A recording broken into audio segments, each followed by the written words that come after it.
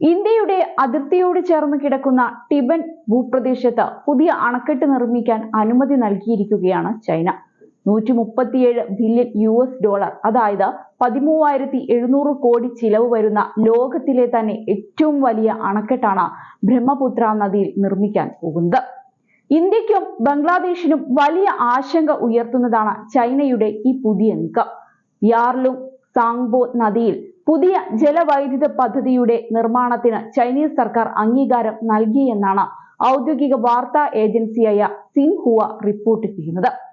ബ്രഹ്മപുത്ര നദി ദിശ മാറി അരുണാചൽ പ്രദേശിലേക്ക് ഒഴുകുന്ന ഹിമാലയൻ നിരകളിലെ വൻ കൊക്കയോട് ചേർന്നാണ് പുതിയ ഡാം നിർമ്മിക്കാൻ പോകുന്നത്. അരുണാചൽ കടന്നെത്തുന്ന ബ്രഹ്മപുത്ര അസമും പിന്നിട്ടാണ് ബംഗ്ലാദേശിലേക്ക് എത്തുന്നത്. ബംഗ്ലാദേശിൽ ജമുന എന്ന പേരിലാണ് നദി അറിയപ്പെടുന്നത്. ഡാമിലെ മൊത്തം നിക്ഷേപം 1 ട്രില്യൺ യുവാൻ കവിഞ്ഞേക്കും. അതായത് ലോകത്തെ ഏറ്റവും വലിയ നിർമ്മാണ പദ്ധതിയായി അറിയപ്പെടുന്ന ചൈനയുടെ തന്നെ 3 ഗോർജസ് ഡാം പദ്ധതിയേക്കാൾ വലിയ നിർമ്മാണമാണ് ഇന്ത്യൻ അതിർത്തിയോട് ചേർന്ന് വരുന്നത്.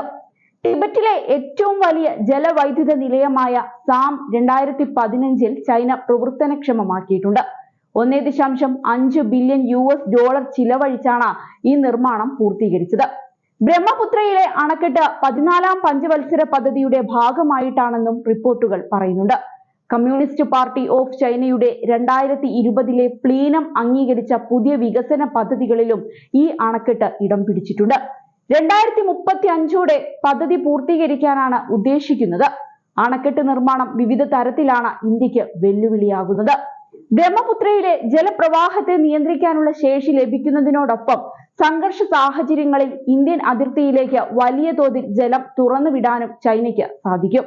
അരുണാചൽ പ്രദേശിൽ ബ്രഹ്മപുത്രയ്ക്ക് കുറുകയായി ഇന്ത്യയും അണക്കെട്ട് നിർമ്മിക്കുന്നുണ്ട് എന്നതും ശ്രദ്ധേയമാണ്. നദീജലവുമായി ബന്ധപ്പെട്ട വിഷയങ്ങൾ ചർച്ച ചെയ്യുന്നതിനായി ഇന്ത്യയും ചൈനയും 2006 ഒരു എക്സ്പെർട്ട് ലെവൽ മെക്കാനിസം രൂപീകരിച്ചിരുന്നു. ഈ കരാർ പ്രകാരം പ്രളയകാലത്ത് ബ്രഹ്മപുത്ര നദിയെയും സത്ലജ് നദിയെയും കുറിച്ചുള്ള ജലശാസ്ത്രപരമായ വിവരങ്ങൾ ചൈന ഇന്ത്യക്ക് നൽകുന്നുണ്ട്. അതേസമയം ബ്രഹ്മപുത്രയിൽ ഡാം നിർമ്മിക്കാനുള്ള ചൈനീസ് നീക്കത്തെ ഇന്ത്യ വളരെ കരുതലോടെയാണ് നോക്കിക്കാണുന്നതെങ്കിലും ഇക്കാര്യത്തിലുള്ള ഔദ്യോഗിക പ്രതികരണമൊന്നും ഇതുവരെ ഉണ്ടായിട്ടില്ല.